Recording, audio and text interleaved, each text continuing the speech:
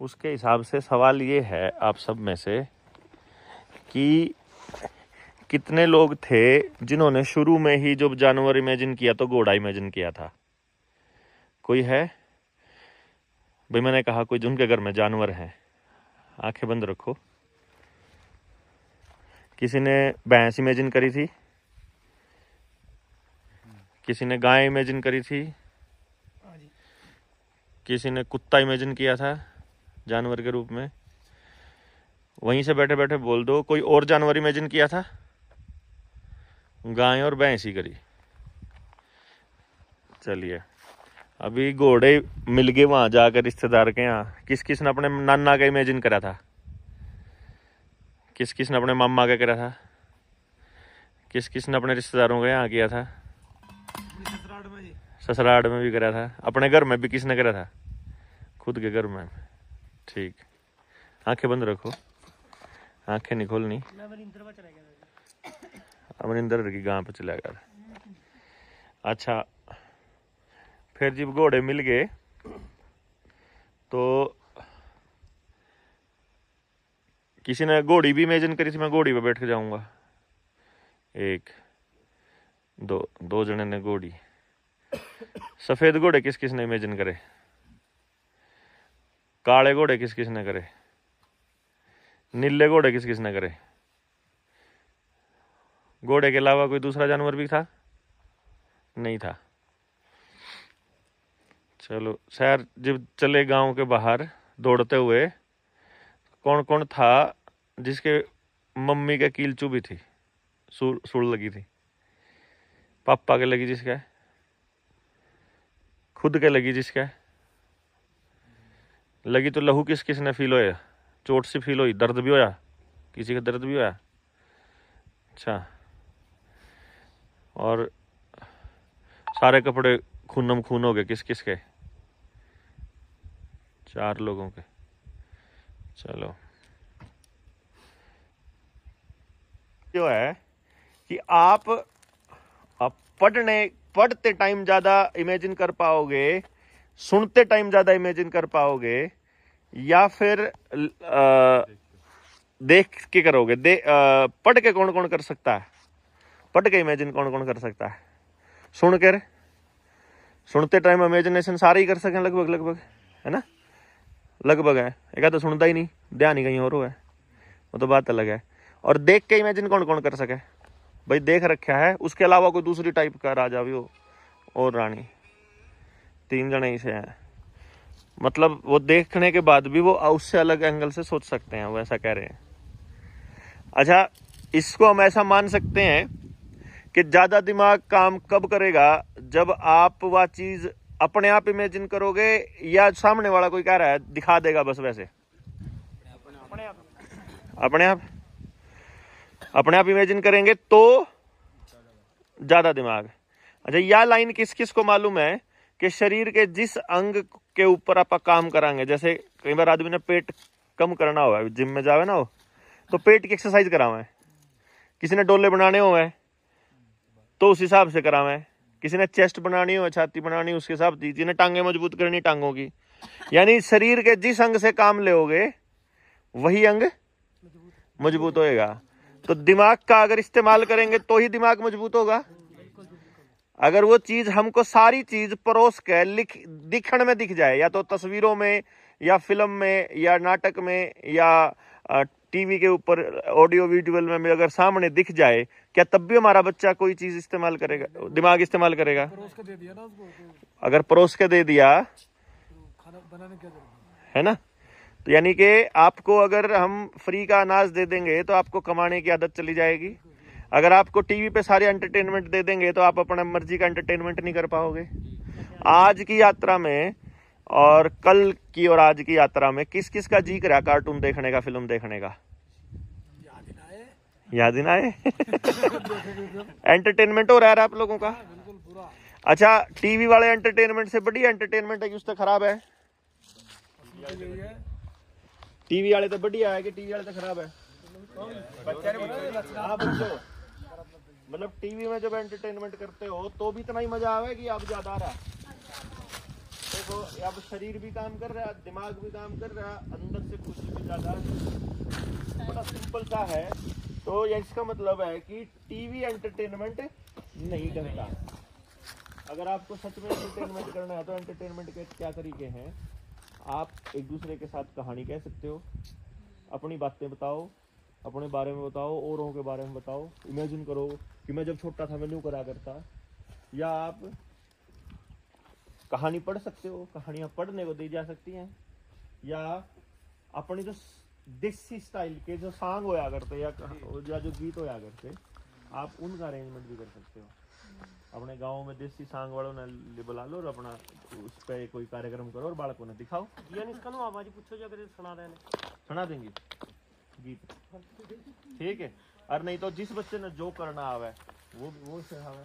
कुछ मत करो आप ना, सिर्फ ये देखो कि आपके हाथ के काम क्या क्या है। लोहार का, सुनार का, कमार का, बढ़ई का, लकड़ी वाला काम करने वाले, और दूसरे और काम जितने जरूरतमंद के हैं।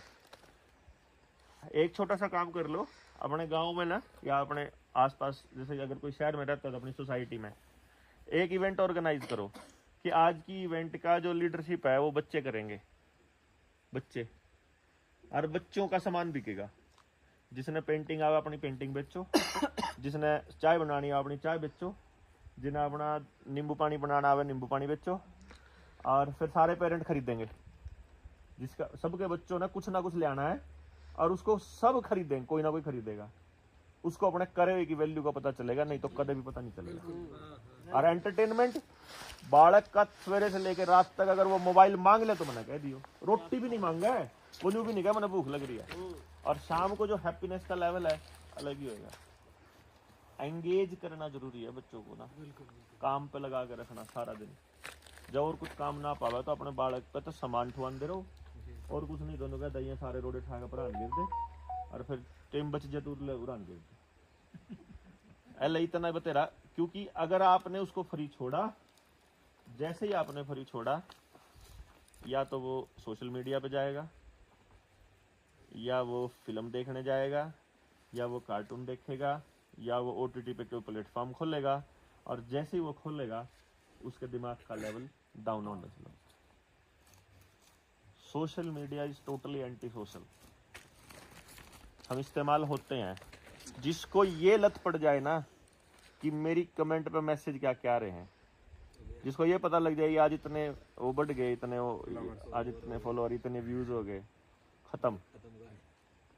मतलब वो किसी काम का नहीं, ना अपने, ना सोसाइटी के, ना अपने बालकों के, क्या ही का नहीं, खत्म हो गया समझो।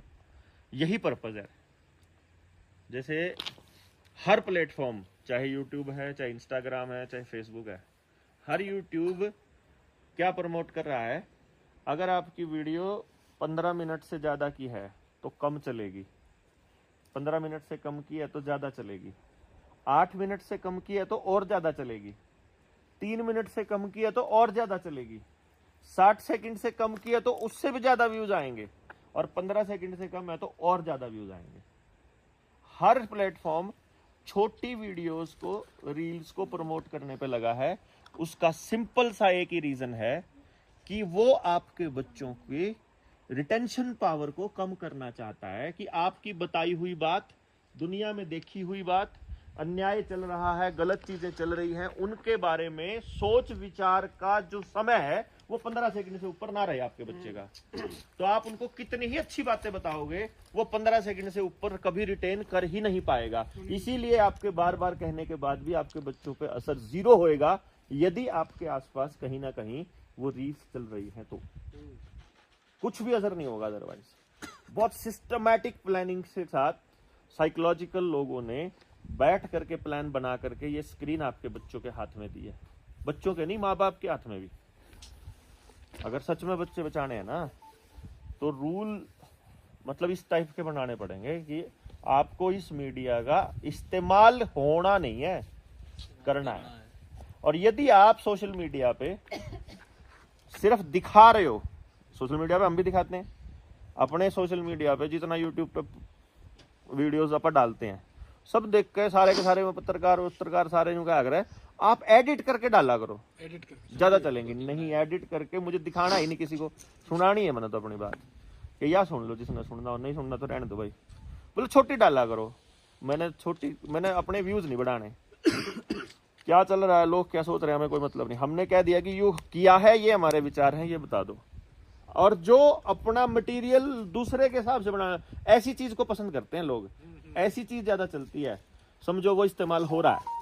वो अपना टाइम, अपनी एनर्जी, अपनी ऊर्जा, जिस तरह 4 लोगों ने हाथ खड़ा किया था जब मैंने ये कहा कि आपके लहू भी आया था क्या, मतलब लहू पूरी कमीज भी, कपड़े भी जो देखे थे, 4 लोग थे।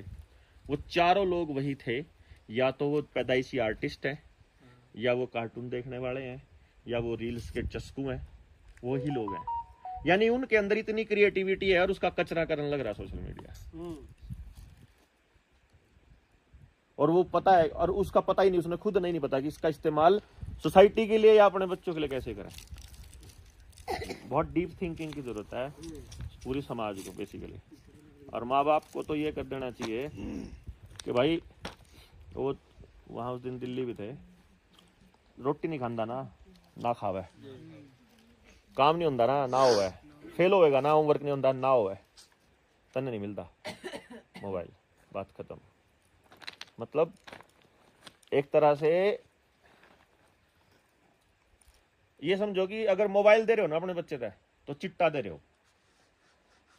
और घर में अगर आपका मोबाइल आपकी जरूरत के हिसाब से नहीं चल रहा है, मतलब आप मोबाइल का इस्तेमाल नहीं कर रहे हो, तो आपके घर में समझो नशा आ चुका है। उसका नशे का शिकार आपका बच्चा होगा एक दिन पक्का, 100%। नशा है वो, नशे से खतरनाक है बिल्कुल, कि यहां आपको कुछ भी बुराई नजर नहीं आ रही, नशे में साफ दिखाई दे रहा है। आप इस सोशल मीडिया वाले कैसे आदमी को देखना आप, मतलब वो नशेड़ी आदमी के जैसा ही होता है। उसको आप गौर से देखोगे ना, एकदम ऐसा ही होता है जैसा नशेड़ी होता है। उसके बिहेवियर में, उसके साइकोलॉजी में, उसके थॉट प्रोसेस में कुछ भी फर्क नहीं होता। वो दूसरों से बात करने का उसका तरीका भी बिल्कुल वही होता है जो उसका हुआ है। क्योंकि आपने ऑब्जर्वेशन नहीं किया ना, कभी गौर करने पे हमारी आदत नहीं है, हम गहराई से चीजों को देखते नहीं। पर एक बार देखियो, इमेजिन करो, फिर आपको मालूम पड़ेगा। आपको सुनने के उसके बाद हाँ। कोतियों पर वो देखा हूँ वो मेरे साथ जाती है। हाँ। मतलब गायों का गोबर मेरे साथ उठवाती है। हाँ। हाँ। 2 साल की है। हाँ। वो गोबर उठाकर परात में मेरे साथ जो है वो डालती है। हाँ। परसों क्या हुआ, परसों मैं जो है गेहूं बोने के बाद तो थोड़ा बरसिम काट दूं, तो वो बरसिम काटने लगा, तो दो देख करके वो खेलने लगी। खेलने के बाद वो हर मुट्ठे को मेरे हाथ में से ले लेती थी। और वो जो मैंने डाल रहा था उसमें पल्ली पे, कपड़े पे, उसको मेरे हाथ में से ले लेकर उस पर डाल लेती। मतलब डाल कर तुरंत आ जाए, बाबा लाओ वो डाल देती। फिर मैंने वो जब कट गई तो कुछ बड़े वो मैंने उठा के रखे, इतने तो दराती ले ले, दराती काटने पे चल दे। अच्छा बल्कि इसके हाथ में लग जाएगी। तो मैंने तो मना नहीं करी। कोई बच्चा ऐसा नहीं है जो करना नहीं चाहता, वो सब कुछ करना चाहता है। आप यूं तो नहीं करना जी बिल्कुल, तो बस बाबूजी बनकर रहेगा। और जिसने अपने बच्चे को अपने घर के काम में एंगेज नहीं किया, समझो उसका नाश। मैं घर में घुसा और वो क्या कहेगी, बाबा कहाँ जा रहे हो? मैं कहीं नहीं, कहीं जा रहे हो? मैं जहन्नुम जा रहा हूँ। बाबा जहन्नुम में चलो मुझे ले चलो ना। तो मतलब हर उस पर जो है, चलो अच्छा है। तो जी जो स्कूलों में बड़े बड़े ला के स्क्रीना जी, तो वही काम कर रहे जी बच्चे वास्ते। तो अब मेरे को बताने की जरूरत थोड़ी है। हाँ, तो बच्चा आपका कुछ भी ना सोचे। हाँ। यही पर्पस है किताब से पढ़ाने का, किताब में से पढ़ाने का, उसी में से पेपर लेने का, उसी के हिसाब से नंबर देने का, उसी के हिसाब से नौकरी लगाने का, उसी के हिसाब से ग्रेड तय करने का, और सामने दे देंगे कि इसी को देखो। पर्पस यही है कि आपका बच्चा अपना दिमाग इस्तेमाल ना करे, कि कल को जब कोई सच्चाई बताने जाए तो कहे तुम तो सपेलों के देश में थे, तुमको तो तुम्हारे देश में था ही क्या, गरीबी थी, भुखमरी थी, इन्होंने हरित क्रांति आई तो ये करा, वो बताएंगे तुम। एक चीज और मैं नोट कर रहा हूँ, हाँ। जिठानी नहीं है, दौरानी नहीं है। हाँ। सास ससुर भी जो है वो भी अपना ऐसे ही है। अब उधर खाना बनाना है, हाँ, बच्चा परेशान कर रहा है, मोबाइल पकड़ा देंगे। इसे देख। रिश्ते टूटने की वजह से क्या हुआ, जैसे ही रिश्ते टूटने शुरू होंगे तो और गंदगी फैलेगी।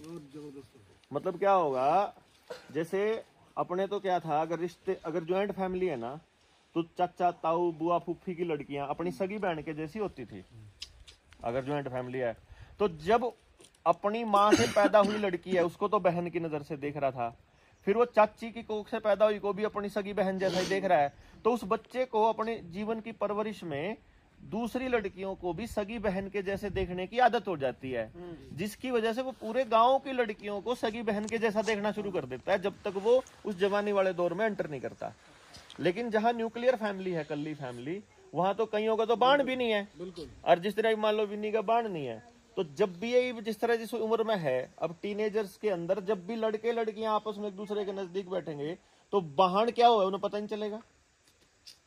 तो जो कजन सिस्टर है उनको वो सगी बहन की तरह कैसे देखे, उन्हें सगी बहन है ही नहीं उसके, वो ज्वाइंट फैमिली में रहा ही नहीं मान लो कदे। गांव में तो बच्चे वो भी सुनते थे। मतलब वो थॉट प्रोसेस ही उस हिसाब से चलेगा जैसे इंस्टाग्राम पे चल रहा है, जैसे यूट्यूब पे चल रहा है, जैसे फेसबुक पे चल रहा है, या जो फिल्मों में चल रहा है या कार्टून में चल रहा है। मतलब बड़ा गेम प्लान है ये, परिवारों का अलग होना, न्यूक्लियर फैमिली का आना, क्राइम पेट्रोल, जो लड़की का क्राइम पेट्रोल देख लेगी या जो एकता कपूर ने देख लेगी, वह तो खत्म है। मतलब उसका तो काम ही है। मैं 2006-07 में ना जी बिग बॉस वो तो सारा का बाप है। बिग बॉस तो मैंने असल में कभी देखा ही, आज तक मैंने कभी 1 मिनट भी पूरा नहीं देखा, 60 सेकंड भी, लेकिन मैंने न्यू पता है कि इससे गंदा एपिसोड वो नहीं हो सकता। मैंने बिग बॉस तो मैंने भी नफरत है।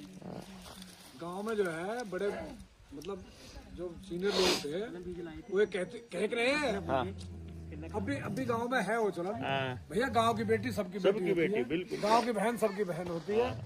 तो आम रहती थे तो लोग सुनते थे उसको फिर फॉलो करते थे जीवन में। ये नारा मेरे हिसाब से जो बुजुर्ग हैं उनके मुंह से ज्यादा है फिलहाल। हाँ हाँ, उनसे ज्यादा। जो आजकल के नौजवान है वो तो खत्म हो चुके वो हैं, खत्म हो गया। ये संस्कार ये बातें सारी की सारी। चलो आओ, धीरे धीरे कल्चर सा बनेगा, मतलब वो आएगा धीरे धीरे। यानी हाउ अपना अपना रोल देखांगे आप किसके कर सका, जहाँ जहाँ है उस हिसाब से करते रहेंगे। चलो चलते हैं मेरे